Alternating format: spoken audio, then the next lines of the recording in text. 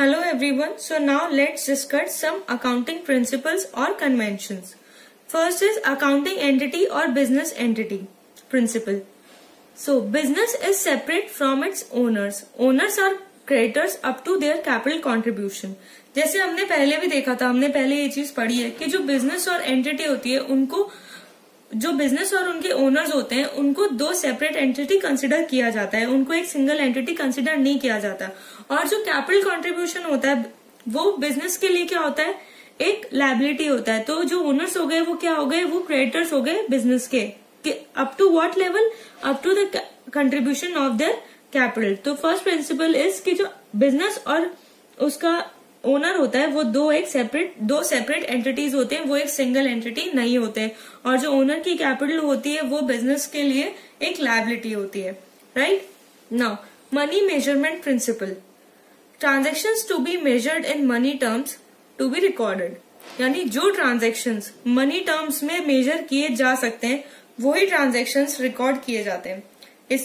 इसके अंदर इसके दो लिमिटेशंस है। First is static value on transaction date is recorded only. जो भी ट्रांजैक्शन डेट होगा उस दिन जो उसकी स्टैटिक वैल्यू होगी सिर्फ वो ही रिकॉर्ड की जाती है, बाकी कोई दूसरे एस्पेक्ट्स को कंसिडर नहीं किया जाता है। Another thing is transaction which are not measured can not be recorded. जो भी क्वालिटेटिव ट्रांजैक्शंस होते हैं या जिसमें क्वालिटी भी एक मेजर वैल्यू रखती है, उन चीजों को हमारे अकाउंटिंग प्रिंसिपल्स रिकॉर्ड नहीं करते हैं। तो सिंपल सी बात है, जो चीजें अकाउंटिंग में मनी टर्म्स में रिकॉर्ड करी जा सकती है वो ही चीजें हम रिकॉर्ड करते हैं। Next is accounting period principle. Let's read it first. To measure the performance of any entity for its users it is necessary to have a check regularly.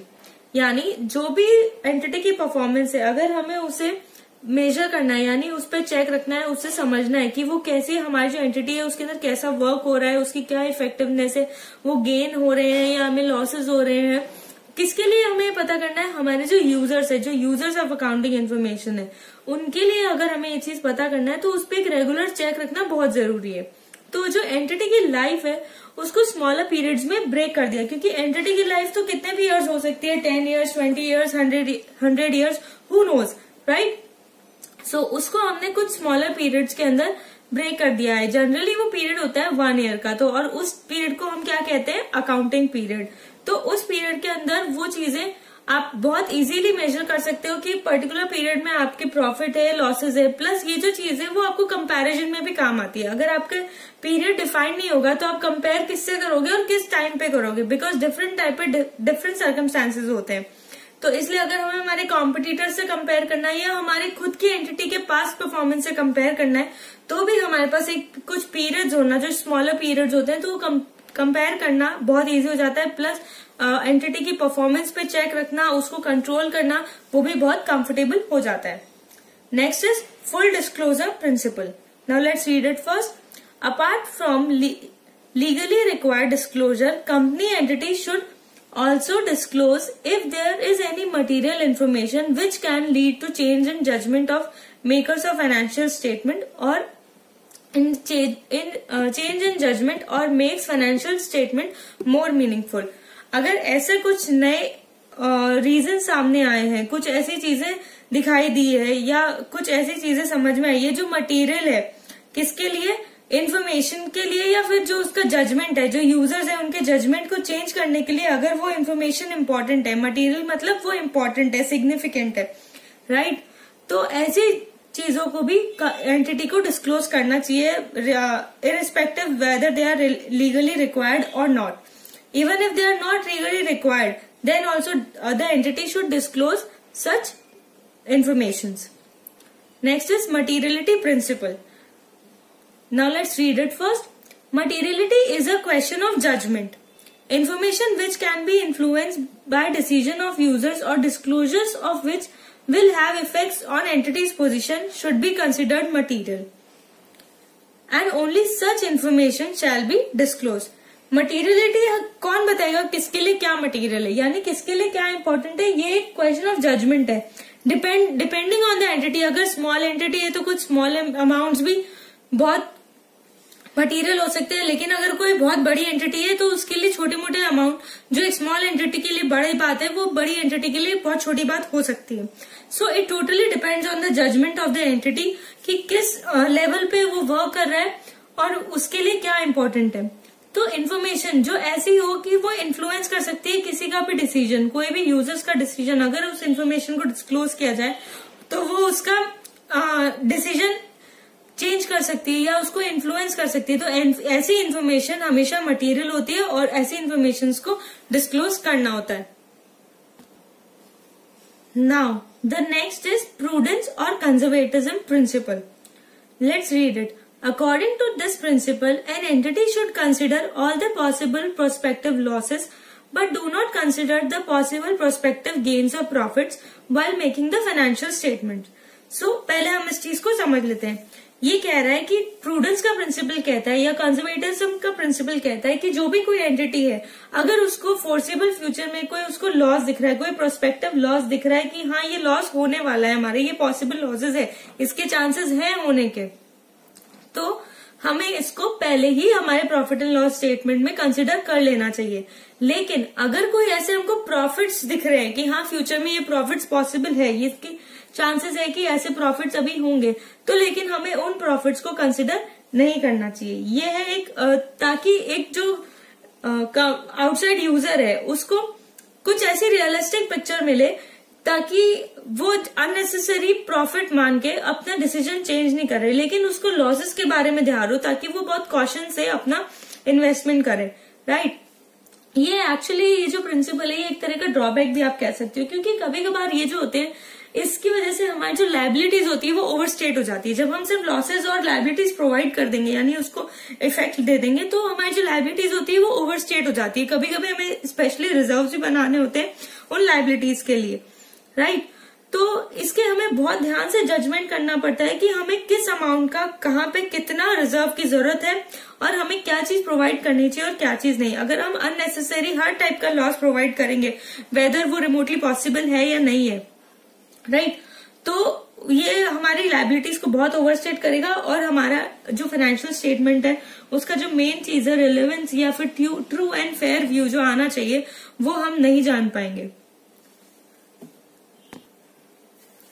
Next is cost concept or historical cost concept. When the asset is purchased, it is recorded at cost and subsequent accounting is done on that basis only. Example, depreciation that is charged on the cost. यानी जब भी कोई asset purchase की जाती है या हम उसको अक्वायर करते हैं तो जब भी वो अक्वायर होती है जो बुक्स ऑफ अकाउंट्स में जो प्राइस रिकॉर्ड करते हैं वो प्राइस होती है जो उस टाइम पे करी होती है और जो भी उसके अंदर बाकी अकाउंटिंग करते हैं फ्यूचर के अंदर वो उसी प्राइस के बेसिस पे करते हैं. कॉस्ट कॉन्सेप्ट एक ऑब्जेक्टिविटी का क्वेश्चन है. राइट. तो इसके अंदर कोई भी पर्सनल बायस नहीं आ सकता. जो इसके कॉस्ट कॉन्सेप्ट में किसी का भी पर्सनल बायस या जजमेंट इन्फ्लुएंस नहीं कर सकता बिकॉज जो हमने कॉस्ट पे करी है, जो पर्टिकुलरली हमने अमाउंट बुक हमारे बुक्स ऑफ अकाउंट्स के अंदर रिकॉर्ड किया है उसे पे हम उसकी फर्दर अकाउंटिंग करेंगे. The next is matching concept or matching principle. To determine the correct profit, the revenue during the period shall be matched with the expenses during the same period, irrespective of whether the cash paid received or not. Right? So, अगर हम ये जो principal है ये किससे derive हुआ है, ये उस पर बेस्ड है अकाउंटिंग पीरियड कॉन्सेप्ट पे. राइट. कि एक पीरियड में जितना उसका एक्सपेंस हुआ है उसी पीरियड में हम उसका रेवेन्यू भी डाल देंगे इरिस्पेक्टिव ऑफ वेदर उसके लिए कैश पे किया गया है या नहीं किया गया है. अगर उस पीरियड से रिलेटेड वो रेवेन्यू है तो हम उसी पीरियड में उसको कंसिडर करेंगे और प्लस उसको मैच करेंगे उसी के उस पीरियड के उसके रिलेटेड एक्सपेंसेस से. राइट. भले ही वो उसका कैश रिसीव हुआ है या नहीं हुआ है. तो ये बहुत सिंपल सा है ये. तो इसको हमेशा फॉलो करना चाहिए बिकॉज ये एक ट्रू एंड फेयर व्यू देता है आपकी एंटिटी की प्रॉफिटेबिलिटी एंड फाइनेंशियल पोजीशन के बारे में. Okay. The next is dual aspect और duality principle. Every transaction has two aspects to be recorded. That is, every debit has an equivalent credit. Thus, the assets will always be equal to the liabilities. हमें ये चीज हम first day से समझ रहे जो accounting है वो डुअल एस्पेक्ट कॉन्सेप्ट पे काम करती है. यानी जो कोई भी ट्रांजेक्शन होगा उसके हमेशा दो इफेक्ट्स होंगे, one will be debit and another will be credit. तो ये हमेशा ध्यान रखने की बात है, जब डेबिट और क्रेडिट साइड इक्वल होगी, कहाँ कहाँ पे हमारे बुक्स ऑफ अकाउंट्स में, तो जब हम डेटा को समराइज करके प्रेजेंट करते हैं इन द ट्रायल बैलेंस और इन द बैलेंस शीट, तो वहां पे भी जो असेट साइड है वो किसके इक्वल होगी, जो लायबिलिटी साइड है उसके। यानी all the assets will be equal to capital plus claim of outsiders. Claim of outsiders क्या होती है? क्लेम ऑफ आउटसाइडर्स होती है जो जितनी भी रिमेनिंग लायबिलिटीज होती है वो, राइट। सो डुअल एस्पेक्ट कॉन्सेप्ट यही होता है कि जब हम सब ट्रांजेक्शन्स के दो एस्पेक्ट कंसिडर करते हैं तो एट द एंड सारे जो असेट्स होते हैं वो किसके इक्वल होते हैं? सारी लायबिलिटीज के। और लायबिलिटीज में क्या क्या होता है? एक तो owners liability, that is capital, owners equity, है ना। और दूसरी क्या चीज होती है? क्लेम ऑफ आउटसाइडर्स, यानी जो अदर लायबिलिटी जैसे क्रेडिटर्स हो गए, ट्रेड पेएबल्स हो गए, बिल्स ऑफ एक्सचेंज हो गए, कोई लोन हो गया, ऐसी चीजें, right. Now next is revenue recognition concept. Revenue shall be recognized when the transaction entered and obligation to receive the amount is established. हमने प्रूडेंस वाले कॉन्सेप्ट में पढ़ा था कि अगर रेवेन्यू हमें दिख रहा है कि हाँ फ्यूचर में ये रेवेन्यू है, पर तो भी हमें उसे रिकॉग्नाइज नहीं करना चाहिए, राइट। तो रेवेन्यू कब रिकॉग्नाइज करना चाहिए? जब उसका obligation to receive the amount बन जाए, यानी हमारे पास उसका लीगल राइट आ जाए कि जो वो अमाउंट है हम वो लीगली रिसीव करेंगे, तब हम उस रेवेन्यू को रिकॉग्नाइज कर सकते हैं। यानी हम जब उस ट्रांजेक्शन को एंटर कर रहे हैं और उससे हमारे को जो अमाउंट रिसीव होना है उसका हमारे पास एक लीगल ऑब्लिगेशन हो, एक लीगल राइट हो, उसी केस में हम रेवेन्यू को रिकॉग्नाइज करेंगे। एग्जाम्पल, क्रेडिट सेल, हमने सेल करी क्रेडिट पे, राइट। तो अभी हमारे पास कैश तो आया नहीं, तो हम बोल देंगे यार अभी तो पता नहीं है कैसे रिकॉग्नाइज करें, पर नहीं, जब हमने सेल करी है तो एक अननेम्ड ट्रांजैक्शन हो गया है, राइट। एक ट्रांजैक्शन हो गया और एक कॉन्ट्रैक्ट हो गया कि फ्यूचर में वो हमें पैसा देगा उस सेल का, तो हमारे पास राइट आ गया है उस इनकम को रिकॉग्नाइज करने का, तो उस तरीके से हम उस इनकम को रिकॉग्नाइज कर सकते हैं। Next is verifiable objective concept. Verifiable objective concept का मतलब होता है every transaction should be supported by verified and evident business document. यानी कोई भी ट्रांजेक्शन होगा तो उसके पीछे एक डॉक्यूमेंट होगा, यानी कोई भी एक्सपेंसेस होगा तो उसके पीछे कोई एक बिल होगा, कोई सेल होगी तो एक वाउचर होगा, कुछ ना कुछ सपोर्टिंग डॉक्यूमेंट उसके पीछे होगा किसी भी ट्रांजेक्शन के बिल के पीछे। तो हमेशा वो जो कोई भी जो ट्रांजेक्शन है हमेशा उसके साथ उसका सपोर्टिंग डॉक्यूमेंट होना चाहिए, ये बहुत जरूरी है।